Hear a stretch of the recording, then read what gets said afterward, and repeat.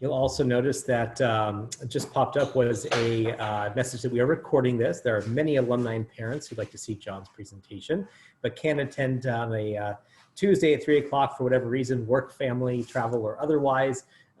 We hope that you do review our virtual library. It's on the alumni and parent section of the website. We've recorded about 95% of our programming. It's available to review everything from professors to alumni, to wine tastings and a number of things in between. Reminder to everyone that we are sending our virtual programming emails every Sunday, and then again once per week that'll have the upcoming programs. And I'm very excited that we are now officially including Athenaeum programming, so all of our alumni and parents can join Athenaeum Talks, which happen about twice a week, sometimes 3 times a week over the course of the semester, which will run through, the Athenaeum program will run through mid-November. So hopefully you can join us for our alumni and parent programming, but also for our Athenaeum programming as well. We're excited to see you and offer these incredible CMC aspects of campus life to you and to everyone else virtually. My name is Evan Rudder. I'm the Assistant Vice President for Alumni and Parent Engagement at CMC, also an alumnus of the college. And it's a great pleasure to have all of you here. As I mentioned, I hope you're all doing well. A few things about Zoom. You'll notice at the bottom there's a chat and a participant feature. If you click those 2 boxes to the right, will be a few boxes that pop up. On the chat feature, you should see a lot of names and class years or parent years and cities and states of the people on this call. Feel free to put in your information if you haven't already. And then you can also put in a question there, and I will ask that question during the Q&A section about a half hour in. In the participant section, you can just see a list of participants that are here. You can also click a button there that says virtually raise your hand. So if you want to ask a question directly to John in the Q&A, which I hope you do, go ahead and virtually raise your hand and I will call on you and you can ask John your question directly. Finally, in the top right, there is a speaker view button or a gallery view button. How you want to view this session is up to you. I have it on gallery view because I like to see all these faces and all these names. You might want it on speaker view because you just want to see the person who is speaking, but maybe you want to scroll through and see everyone who's here. John will be sharing his screen for the first half of the presentation, so your screen will change. Do not be alarmed, it will go back to its originally scheduled programming, but John has put together a very good presentation for all of us today. So thank you, John, for being here. It's my pleasure to turn the program over to John until we hit the Q&A portion. John Faranda, CMC class of 79, a fantastic class from everything that I'm told and everything that I see. He majored, of course, in government at the college, went on the DC program. He has just celebrated his 35th anniversary at Claremont McKenna College, which is absolutely incredible. I think the only other person who might know more, or maybe the only 2 people who might know more about the college are Jack and Jill, who are also on here. So hopefully they're not taking notes and ready to quiz John at the end of the program. John's held numerous titles and roles at the college, from VP for Alumni and Parent Relations to Director of Development to Secretary of the Board and now Ambassador at Large for the college. So John, thank you for your dedication. Thank you for being here today. I turn the program over to you. Mute myself. There we go. Thank you. Thank you so much, Evan. Thank you for inviting me and thank the Alumni Association for arranging this for all of us. I did, Evan, think about Jack and Jill Stark, so I shared my notes with them in advance so they could take a little look and correct a couple of errors that I had made along the way. So I thank them for doing that. I'm also really indebted to Kevin Starr for his book on CMC history. If any of you have seen this one, it's called Commerce and Civilization, Claremont McKenna College, the First 50 Years. And I also used Mabs Benson's book, An Idea Becomes, oh, can't quite see that, An Idea Becomes a College. So those are 2 good sources. But I know that many of you on this Zoom have lived through these events. So I hope at the end we'll have a chance for some discussion about them and you can let us know your personal perspectives. I do have a PowerPoint to share with you here, and I will get that started. And so, yes, we've now gone into some more little boxes, but talking about some challenges. And I thought an interesting way to look at the challenges was to think about CMC's history and how various presidents of the college addressed challenges. Of course, the college started with the first major challenge, getting the men's college established as an institution. There were two failed attempts prior to the founding in 1946. The first failed attempt in 1927 to 29. The stock market crash and the Depression put an end to the planning for the men's college. The second attempt came in 1941, but the attack on Pearl Harbor and the subsequent involvement in the Second World War meant that there were no male students to be had, and so the men's college idea lingered. We'll proceed in our story, though, to George Benson, the founding president of the college. July 1950, CMC was 4 years old. The first four-year class had just graduated, but the Korean War was getting started. Ultimately, the war would last 3 years and cost 54,000 American lives. CMC was challenged because it was a completely tuition-dependent men's college. Substantial loans had been taken out to build the 4 North Quad dorms and Pitzer Hall. With war looming, it was likely that tuition, the only source of revenue, would end. There were thoughts of World War II and the return of a full-scale draft. There would be no men.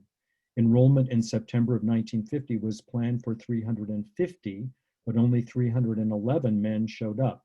That dropped to 259 in January of 51. Enrollment in September of 51 would likely be much lower, and President Benson was very worried. He met personally with each untenured faculty member to notify them that they should be prepared to be let go. He talked with star professors such as John Atherton, who subsequently became the Dean of Faculty and the first president of Pitzer College. He met with Jerry Jordan, George Gibbs, Alice and Dan Vandermeulen. Fortunately, in the end, only one faculty member took Dr. Benson's suggestion and left CMC. The college had borrowed heavily, and Benson offered to resign, citing his push to construct the 5 new buildings as the decision that would spell the demise for CMC. Fortunately, the board convinced him to stay and to take a much-needed vacation. Dr. Benson and the board were worried about bankruptcy and the finances, so they launched a fundraising campaign and paid off the indebtedness, thus putting the college on an even better financial position in the long run. Fortunately, enrollment in 51-52 averaged 285 and was back to 326 in 1952-53.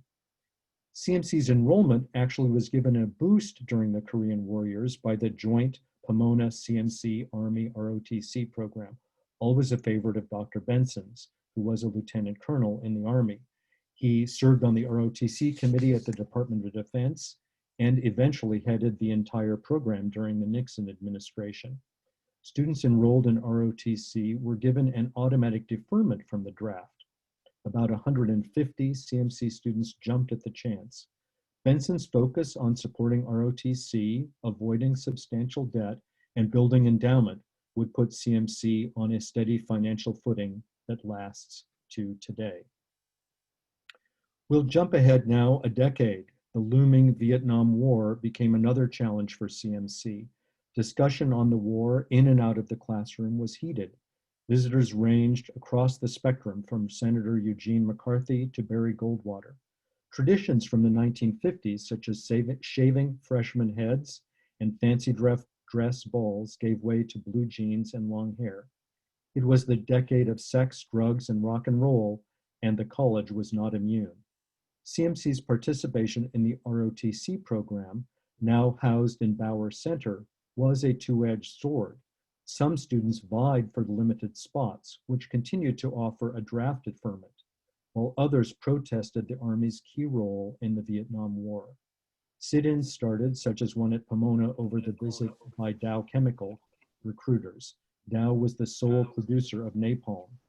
Protests included one at the hub during a recruiting visit by the Navy. 4 firebombs were unleashed on campus in 1968. Dr. Benson was depressed that the shining institution he had established through his 25 years of dedicated work was crumbling a bit. He accepted a position in the Department of Defense and left for Washington. The Board of Trustees selected Howard Neville, pictured here, as the college's second president. The 43-year-old Neville was nominated by a trustee faculty student committee chaired by Donald McKenna, although CMC historian Kevin Starr subsequently opined that, in retrospect, it is difficult to determine exactly why Neville was chosen, given his lack of liberal arts college experience, his dearth of scholarly achievements, his paucity of political connections, and his experience at very large land-grant institutions. His brief tenure at CMC was marked by protests against the Vietnam War, including a general strike on October 15, 1969, as part of the National Vietnam Moratorium. It was a day of leafleting, symposia, lectures, rallies, and teach-ins. Even the ROTC department postponed exercises and held a discussion on how to support the South Vietnamese population. A month later, however, 60 students marched to the ROTC office in Bauer to picket and hold a sit-in that invaded. May 3 to 5, 1970 brought another sit-in to Bauer with discord on all sides. The students finally left when threatened with academic and legal sanctions. Their demands were transmitted to the Board of Trustees, but no promises were made. President Neville relented on May 6th and agreed to cancel classes that Thursday, Friday, and Saturday, there were Saturday classes back then, to hold teach-ins and other protests. Much like last spring at CMC, the grading policy was shifted in the middle of the semester to allow students who had missed classes to withdraw from them or convert them to pass-fail. These protests, combined with disputes about the admission of minority students at the Claremont colleges, led Howard Neville to announce his resignation in June 1970, just a few days after commencement, and after only 8 months on the job. Fortunately, the Presidential Search Committee quickly selected Dr. Benson's trusted assistant and the acting president, Jack Stark, class of '57, as CMC's third president. McKenna later remembered that Jack was still somewhat untested, but that Jill Stark was a real winner. Protests at CMC continued when Stark became president, targeting the ROTC office. Some students were even expelled after hearings at CMC, Pomona, Pitzer, and Scripps. Once Nixon ended the draft, the protests died. Jump forward a few years. Oh, and Gordon Bjork, maybe you could mute your microphone. You're there, that's better, thank you. Jump forward a few years, and President Stark was facing not so much crises as challenges. Many of these stemmed from CMC's single-sex status. Coeducation was the trend of the 1970s as Harvard, Princeton, Yale, Williams, Amherst, Brown, Dartmouth, and Davidson started admitting women. CMC found itself pressured on the admission front as interest in men's colleges declined. The special relationship with Scripps College was touted in admission publications, but the statistics did not look good. The entering class in 1975, mine, boasted a 75% admission rate, the least selective in the college's history, and not a sign of impending strength. Demographics were not in the college's favor, as the end of the baby boom meant that there would be fewer high school graduates in the coming decade. CMC's traditional core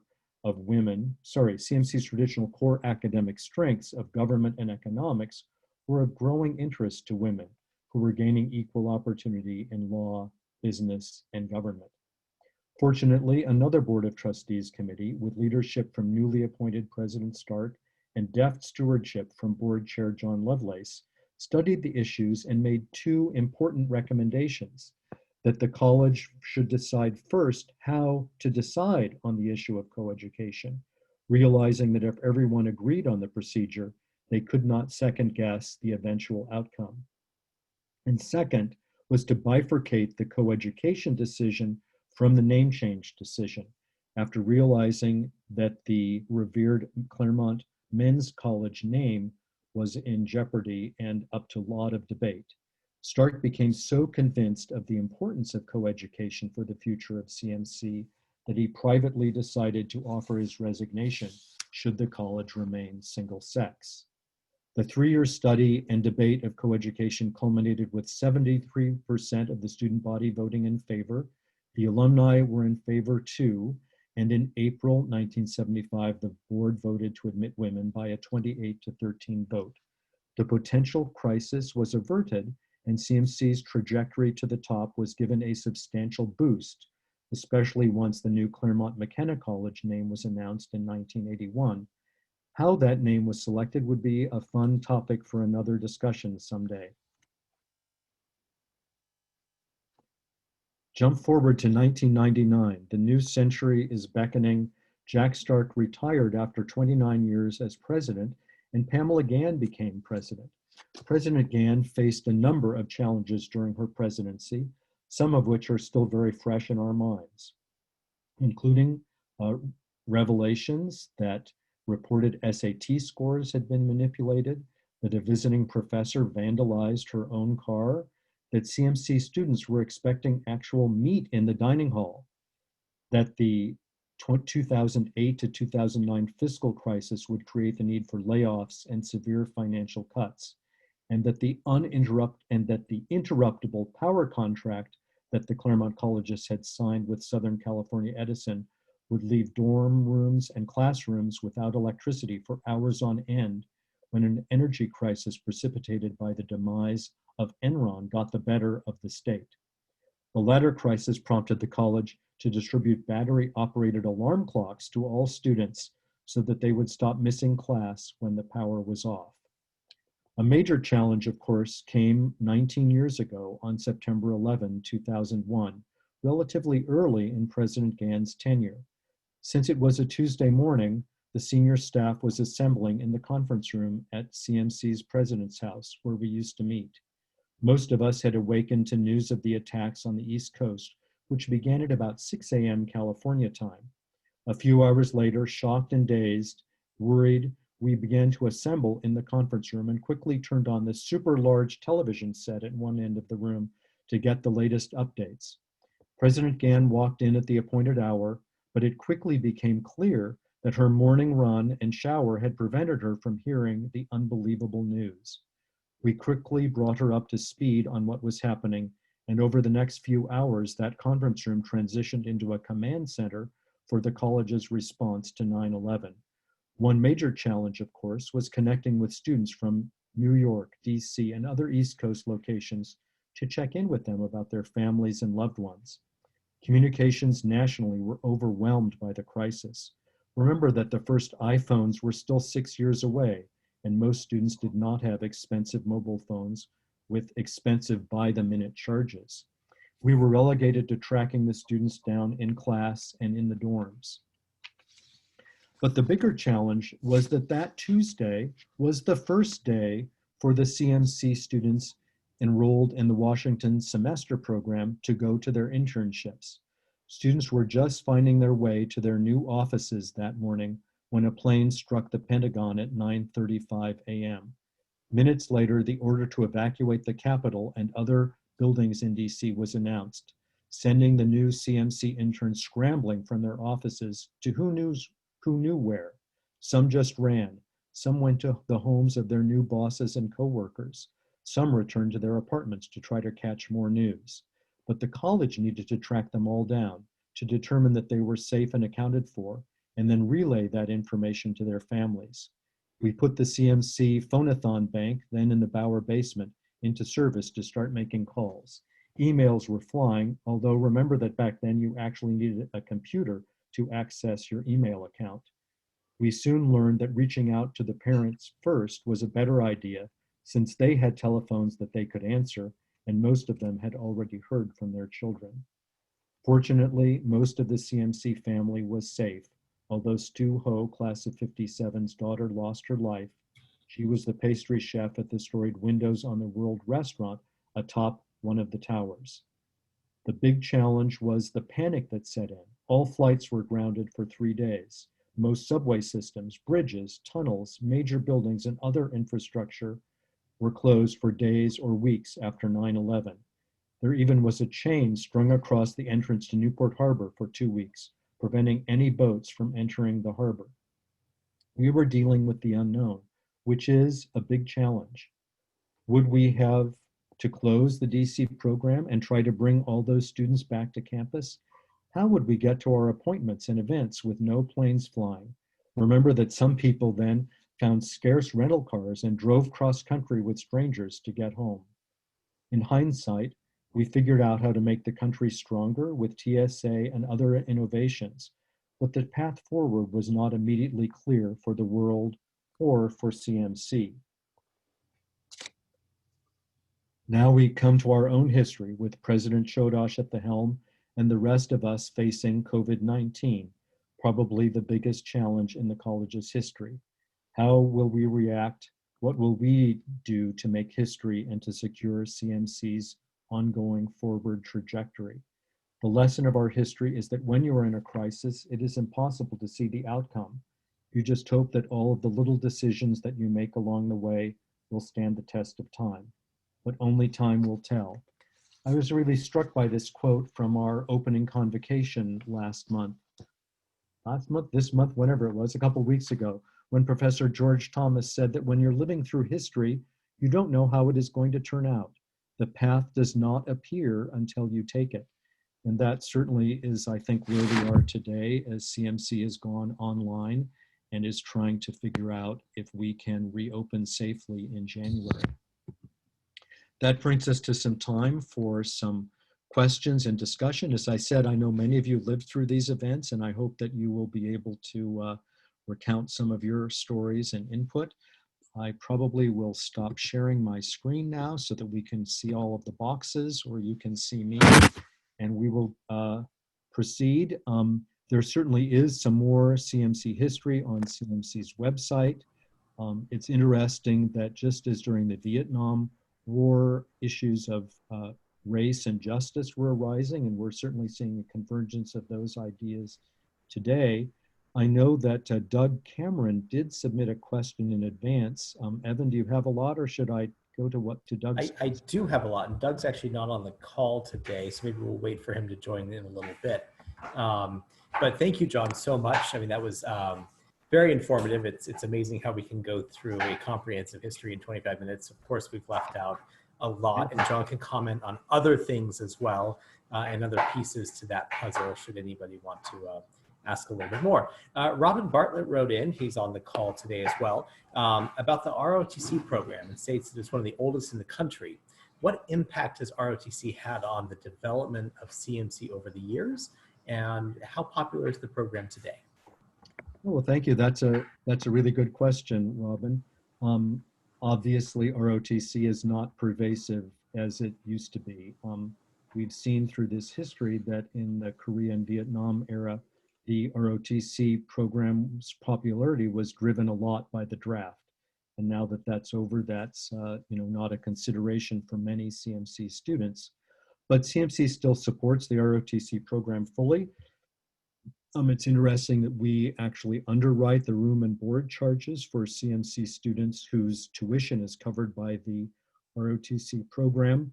The leadership classes offered by the ROTC professors are popular. This is right along the line of CMC's interest for students. It's interesting too that many of the ROTC leaders have actually continued working at CMC. So Kevin Arnold and Evan Wolin, both who've had vital roles in career services and the Saul Center, were our ROTC leaders in the past. I think the program is very successful and attractive to a cohort of CMC students. It's very successful. As I said, we continue to be one of the largest ROTC programs in the country, in part because we're combined with schools like Cal Poly Pomona and UC Riverside and San Bernardino State. So we get a lot of students from outside the Claremont colleges.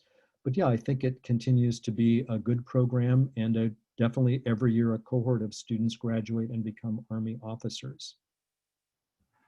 A question come in from Stephen about the endowment, and I think we'll broaden that question, John. Talk to us about some of the challenges that have faced the college based on when the endowment has really gone up and down. I know about the .com burst and the 2008 crisis, and a little bit now. You might have a perspective a little bit beyond that. So talk to us about the endowment and how much the endowment has really helped the college.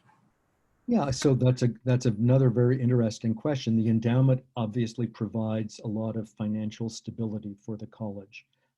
This is money that the college has been donated and put in the bank, basically invested. And in the long term, the college spends about 5% of the endowment every year. There's a pretty complicated formula for that you could kind of envision as a snake in a tunnel. It goes up and down, but always constrained. So if the market is going up, we don't spend quite as fast. If the market is going down, we don't stop spending quite as fast. So we stay in this little range.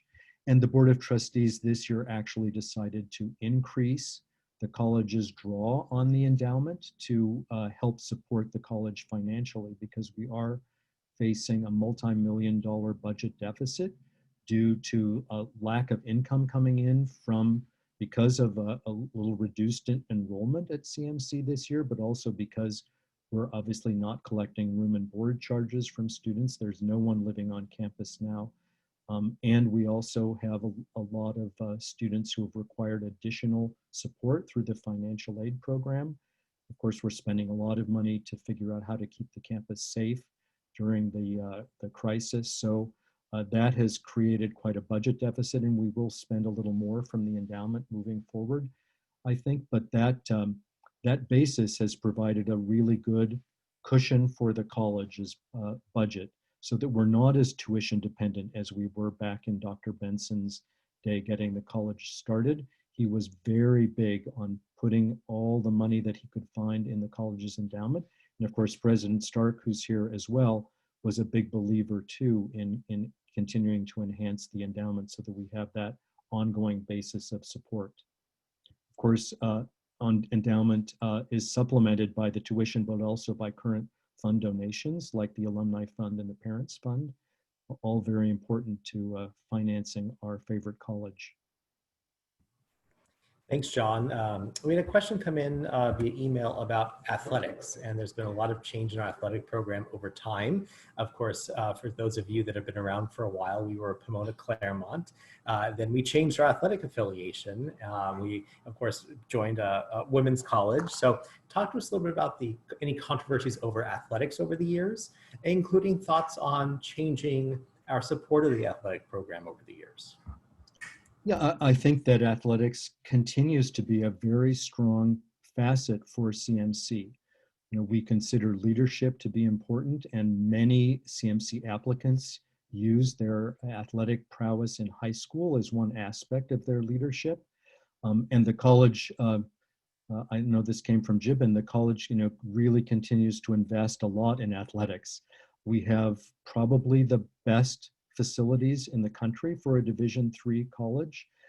Obviously, Roberts Pavilion is just a beautiful facility for basketball, volleyball, weight rooms, all sorts of things. And then our outdoor facilities, Pritzlaff Field and football and baseball and softball are really, really wonderful things. So the college continues to really support athletics, and CMC students continue to be very engaged in it. About a third of CMC students are varsity athletes now. That's continued for quite a long time. So there are athletes everywhere at the college. They're very fully engaged in all aspects of it, unlike certainly big universities, but even a lot of other liberal arts colleges where the athletes are sort of a small separate cohort of students. I mean, last year, even our student body president was a four-year varsity basketball player. Maya Love did a great job balancing her athletics and her her academics and her athletics. And so, yeah, I think the college continues to have a lot of support for athletics. You know, working within the SCIAC League, obviously, I mean, one of the biggest challenges Gibbon is probably right now, right? We had to cancel the spring season in the middle of it, leaving a lot of students pretty disappointed that they couldn't have their season. And now all the fall sports have been canceled, not started. There's a growing hope that maybe in the spring we could actually have 21 sports going all at once. I don't know that that will actually be feasible, but that certainly is something that SCIAC is exploring now. And I think in the long run, certainly the hope for everyone to get their vaccines and create a way that we can get students back on the fields and in the gyms will be really good for CMS athletics. But for right now, I think COVID is the big complication. And certainly for students applying for the class of 2025, they don't have their senior seasons that they can rely on for coaches to look at, which may make some of the recruiting that coaches are doing a little more difficult right now. I actually spoke recently with Erica Perkins Jasper, our athletic director, this morning, John, and she said recruiting's great, except there's so many competitor schools like Emory and Vanderbilt, schools in the South and schools that don't have a lot of COVID that are recruiting in person and having students on campus. So one of the struggles our athletic department has is that we're doing everything virtually and we're not playing right now, and other schools are moving forward. So we have to fight that a little bit. Some questions came in, John, about the likelihood of us, playing athletics and going back in the spring. And I don't mean to ignore that question. John and I both are not in those conversations. We are unbelievably hopeful that we will be in person in January. Our fingers are crossed. The CMC returns plan is incredible. It has outdoor classrooms and opportunities to have more singles but we really are in a waiting game. We're waiting until November, early December. It's a lot based on what happens with LA County. So, John, I'm not sure if you have any thoughts there. I know I kind of said a few things. Any thought on our return plan? And if anything like this has ever happened in the past. You did mention enrollment figures being down. We are facing down enrollment figures now, right? Which is hard for the budget. Right, which is what happened during the Korean War. Enrollment was down a little bit. We're down, but maybe just 100 students this year, that is a problem for everyone on the budget side. But we're powering through. Yeah. So Evan, I think yes, the college has a plan. If the County of Los Angeles and the state of California allow us to reopen in January, we are ready to go. The campus has been really reconfigured for distance learning. Students will be housed in single rooms. We've rented some apartments off campus for them. Dining will be Collins will be more of a takeout food center. People won't be sitting at long tables for 3 hours a day eating meals together, unfortunately. So yeah, we've done a lot to try to make it happen. I think if the county will allow us, yes, President Shodosh definitely is leading the charge to get CMC back on campus. And some of those details are on the CMC Returns website.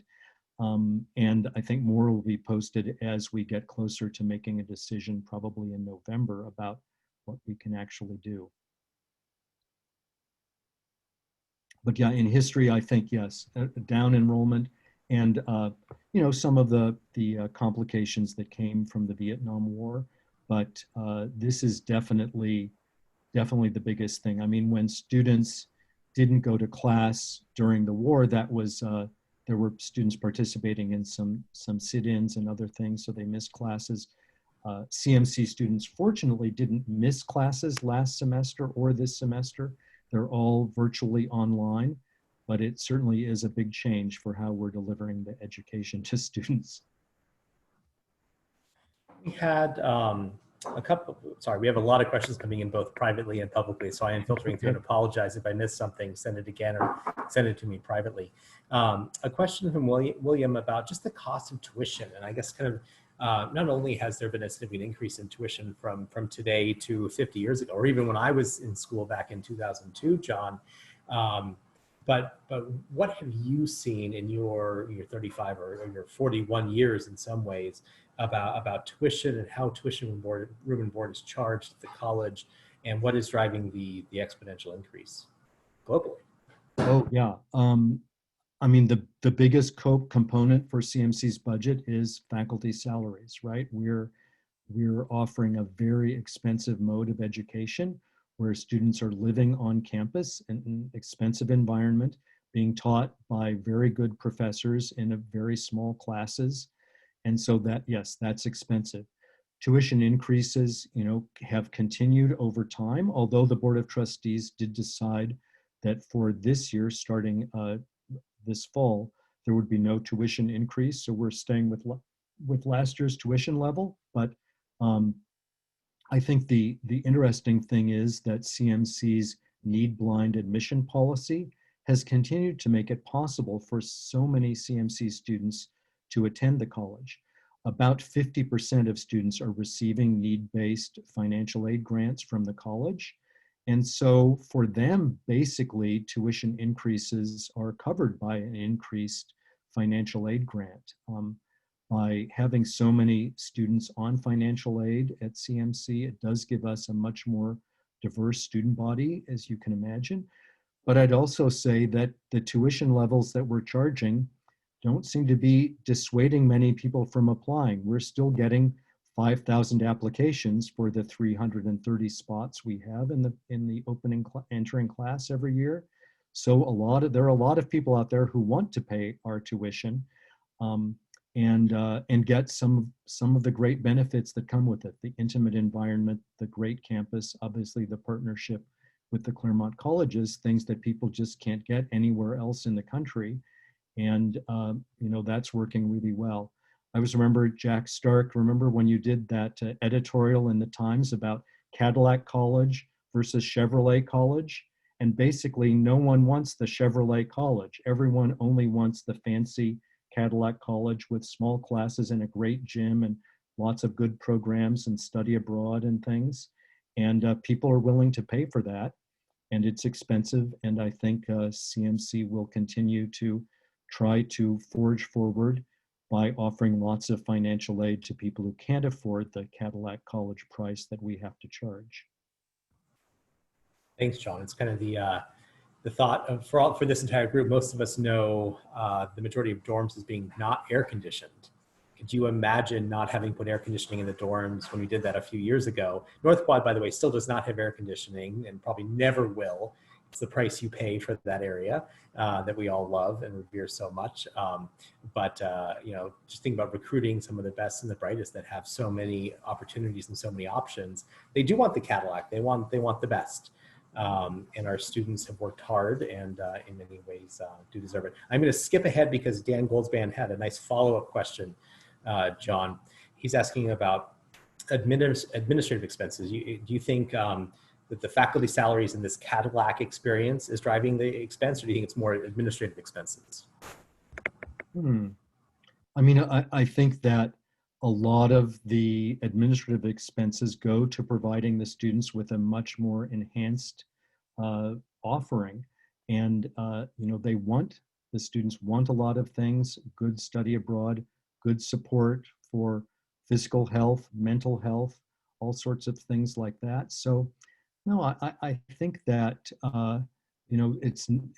the college is not a bunch of administrators sitting around thinking about ways to enhance the administration of the college. I think pretty much everything that we do and that President Chodosh leads us in is very student focused. We're trying to provide services that students want and need, and that parents tell us that they need. So no, I think we're doing a pretty good job of addressing a lot of concerns that come up, and doing it in a pretty responsible and still very cost-effective way. I mean, the presidents of CMC over time have been, very cost-effective at making things happen.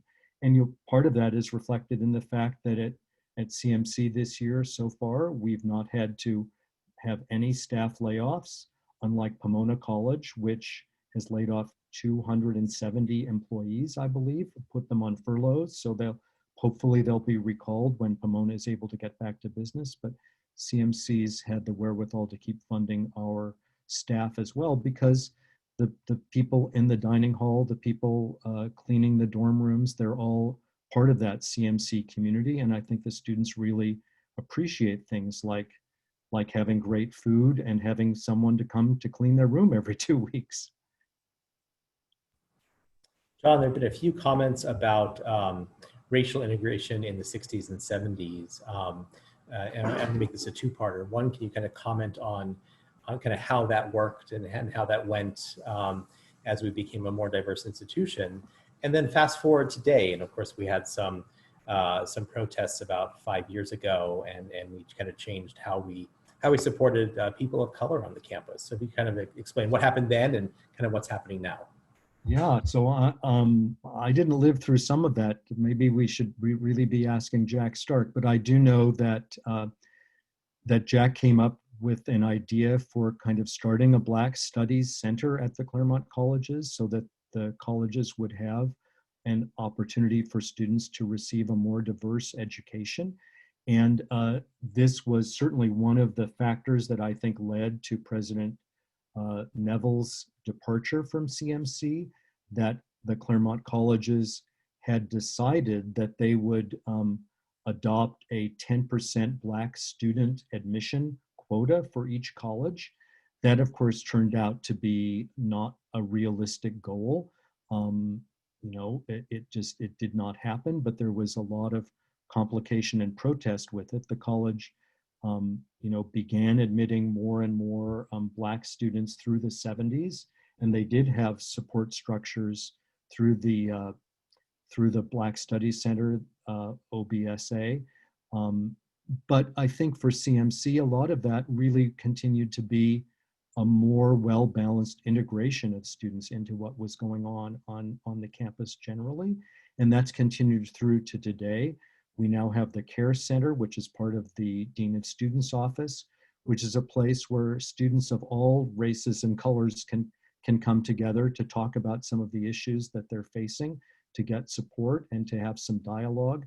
The college very much is supporting this idea of the open academy that President Chodosh has championed, to allow the college to have ways to rationally discuss some of these issues in a thoughtful and respectful way, that we have very diverse viewpoints at CMC, just as we did, I mentioned back in the 70s, of having pro-war and anti-Vietnam War people on campus.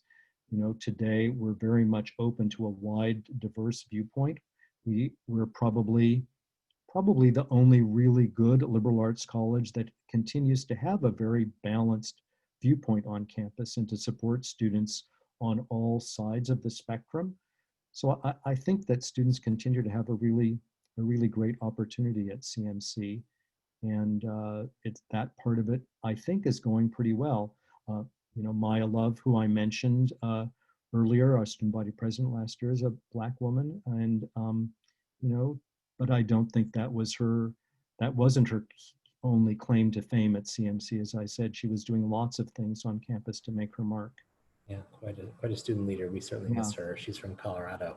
Yes. And hopefully we'll see her again very, very soon. So there a couple of, you actually brought this up, John, so I'm going to add to it. You talked about balanced perspectives on campus. CMC, I know when I applied back in 01 to enroll in 02, was known as a conservative institution. I ended up getting here and realizing it wasn't conservative, it was just balanced. I had both perspectives in the faculty and in the student body, which meant it was a conservative institution compared to others. Talk a little bit about how we've stayed the same, how we've changed politically over the years, makeup of the faculty, and of course, maybe that balanced perspective in the Athenaeum that we see today and on campus. Yeah, so I know that Doug Cameron was interested in this question, so I found this little quote from the original purpose that was published for CUSM, the Claremont Undergraduate School for Men, which was the first name for Claremont Men's College. Originally it was known as CUSM, Claremont Undergraduate School for Men. And this was what Dr. Benson wrote in the original purpose.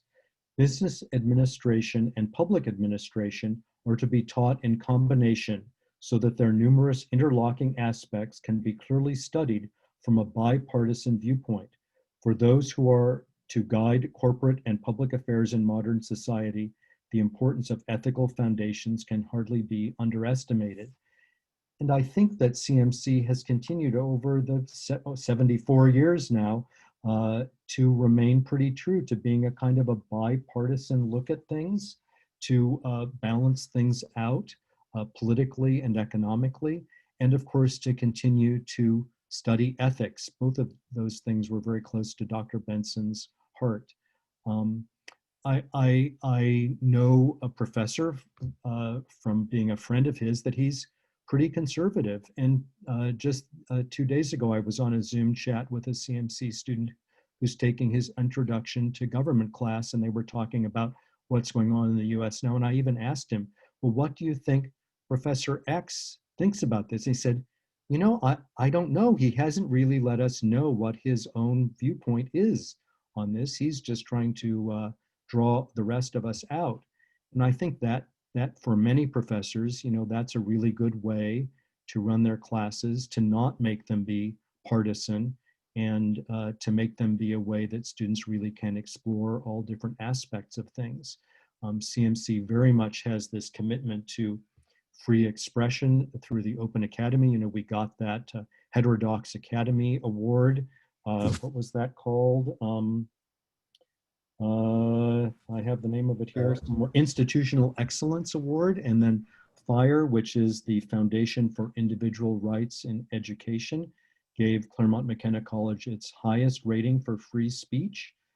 Only 39 colleges and universities got that green rating, but CMC is the only college in California and the only liberal arts college to have that rating of supporting free speech on campus. And a big part of that does come through to the Athenaeum, where all sorts of viewpoints are expressed. You know, not always by every speaker every night, but certainly through some of the questions and answers that are presented, and then to the broad range of speakers that Priya Junar is bringing to the campus. I think it's great that this year, because we're all online, so many alumni and parents will be able to see what's going on at the Athenaeum this semester.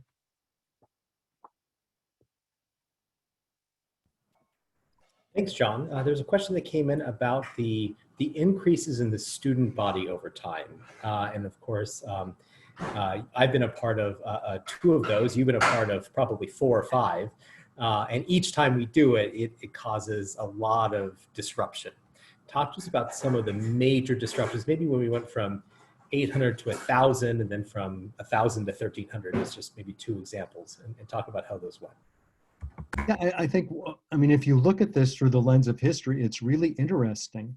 I mean, the guys who were at CMC, and it was all guys, of course, when it was 250 students, they thought that was the perfect size for the college. And the people who were here when it was 600 and 800, 1,000, everyone seemed to think at the time that it was the perfect size for the college.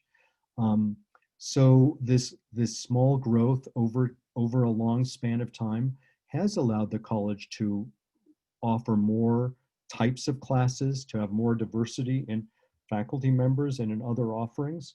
So there is an impetus over time for the college to grow a little bit. Liberal arts colleges, because we are completely residential, pretty much have to grow by a dorm at a time. So it's 100 students is kind of the optimum size to grow. And for CMC, as I mentioned, having so many people who are applying to get in, every time the college gets a little bit bigger, it means we are able to admit a few more students, a few more international students, a few more athletes, a few more students whose parents went to CMC. I mean, whatever box you want to look at, it does give us a little more room over time. And I think it does provide a way for the college to provide a deeper and broader set of offerings.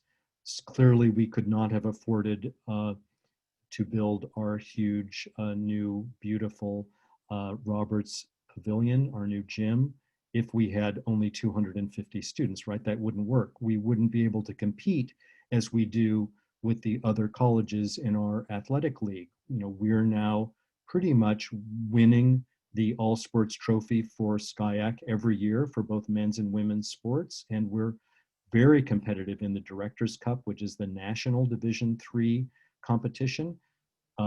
So having more students means more athletes and more programs and more good to spread around. Adding students does diminish that endowment, that kind of economic base that we have.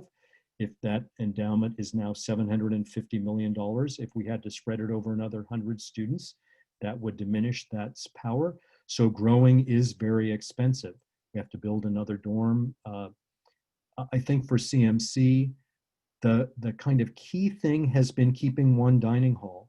As long as we continue to keep Collins Dining Hall as our one dining hall, it means that everyone pretty much comes together to eat in that dining hall. Obviously not this year, but in the future, I think having one dining hall is a really strong thing. We look at Pomona and see that with their 3 dining halls, their student body is really divided.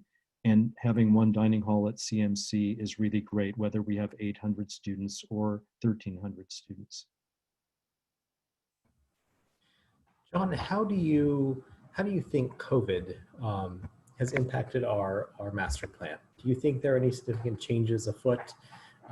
Again, I mentioned John and I are not in those conversations, but John, you have been here for 35 years, and you are aware of a lot. So whatever you can think of there would be great. Yeah, I mean, I think that COVID has certainly made us look at some of the programs that we're offering and think about how best to make them happen in this online environment. But in the long run, I mean, especially if the vaccine proves to be an efficacious solution to the COVID disease, then I think we will be back in business. A lot of the things that the master plan calls for, like continuing to enhance the financial aid programs and other support that we offer CMC students. I mean, that's a very key aspect of things, whether we're in a COVID world or whether we're back on campus. CMC students need lots of support, and we're continuing to do that for them. I mean, this year, the financial aid stipends even include paying for home internet for some students who didn't have that option where they lived, and helping them with other things that they needed to support their academics. Another thing that it's no secret that the college is exploring starting our own science program, to have a program that would be separate from the joint science program at the Keck Science Center that we share with Scripps and Pitzer.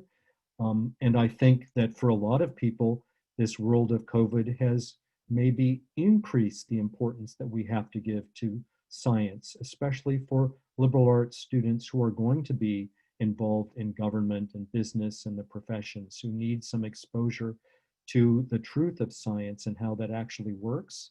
So I think CMC starting a science program in the long run is going to be another really beneficial thing for the students, to offer them more options and more opportunities, and keep supporting them as we move forward.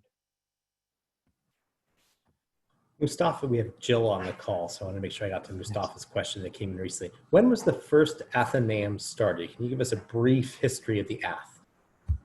Oh yeah, Jill is here. She knows better than I do, but I think that it really was an idea that Jack and Jill had right when in that kind of Howard Neville era, when things were all up in the air, that it would be a really great place for CMC students to be able to come together and talk about various issues with speakers, to have a nice place that they could do that, to have professors be able to hold classes and other discussions there.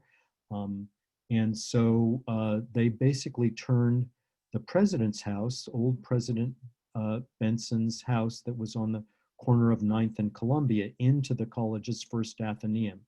And that served us through the 70s and 80s until the new Marion Minor Cook Athenaeum building was built. The Marion Minor Cook Athenaeum obviously had much larger facilities than the old President's house did, and was really able to enhance that program. But it really was designed as a way for the whole college community to come together with a nice meal and a way to thoughtfully discuss topics of the day, which we still do.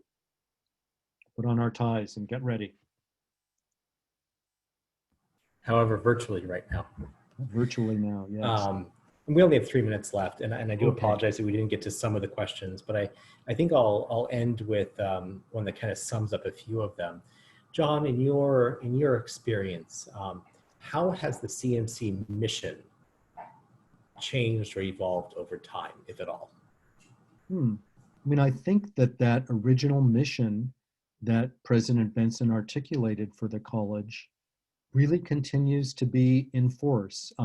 It's been modified over the years, obviously, adding women, although that was not really part of the mission of the college, but to continue to educate students for really thoughtful, ethical lives, focusing on the two, prime components of CMC, the government and economics focus, which really, we call public affairs, where you see even, science majors and literature majors and everyone at CMC being interested a lot in the practical applied use of what they're learning, that CMC continues to have this very focused kind of mission-driven look at the real world and what that means. Most CMC students see that kind of comparison with Pomona. I think that Pomona is much more interested in knowledge for knowledge's sake, and CMC students continue really to be more interested in knowledge for what it means for how they can impact the world going forward. Sound good? Thank you, John. And I mentioned that I did not get to everyone's question. I apologize if I did not. Feel free to reach out to myself or to John at any time, or anyone, of course, across the campus and in the advancement building. We are here to help. We are here to answer questions. We're here to direct you to the right resource. But John did mention that we are only as strong because of the support of our alumni and our parents. So thank everyone on this call who supported us with your time, your talents, your philanthropy, whether the Alumni Fund or the Parent Fund. We are CMC because of the support of those that came before us. So a big thank you all. Thank you to John. Join us in October for what I mentioned in the chat was somewhat of a behind the scenes session. We'll get into science, we'll get into the CMC budget. We'll get into perhaps even the future of athletics. So definitely pay attention to these programs. We will only continue to provide information and a chance to gather and discuss moving forward. So everyone stay safe and stay healthy. Thank you, and we'll see you next time. Yes, thank you everyone for joining us. It was so fun to see so many familiar friends here. Thank you. Stay safe, everyone. Unmute everyone. Feel free to unmute yourself, say hello and goodbye. Okay. Thank you.